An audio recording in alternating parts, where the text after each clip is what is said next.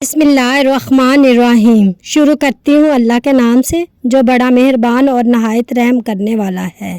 حضرت قبیصہ بن مخارق رضی اللہ تعالی عنہ بیان کرتے ہیں کہ میں نے ایک مالی بوجھ اپنے ذمے لے لیا، پھر اس کی ادائیگی میں تعاون کی بابت سوال کرنے لیے میں رسول اللہ صلی اللہ علیہ وآلہ وسلم کے پاس حاضر ہوا۔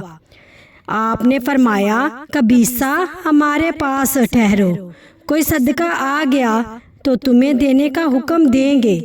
پھر رسول اللہ صلی اللہ علیہ وآلہ وسلم نے فرمایا، اے قبیصہ، زکوٰۃ مانگنا صرف 3 آدمیوں کے لیے جائز ہے۔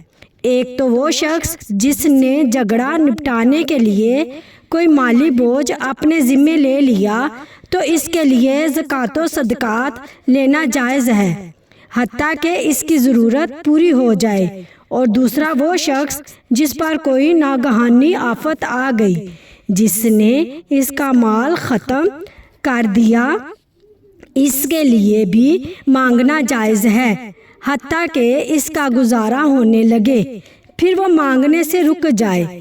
اور تیسرا وہ شخص جسے قانون کی نوبت آ گئی حتیٰ کہ اس کی قوم کی 3 سمجھدار معتبر آدمی گواہی دے کہ واقعتاً فلاں شخص فاقہ زدہ ہے، تو اس کے لیے بھی مانگنا جائز ہے حتیٰ کہ وہ زندگی گزارنے کے قابل ہو جائے۔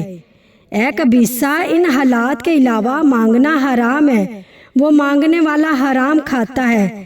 سنن نسائی حدیث نمبر 2581۔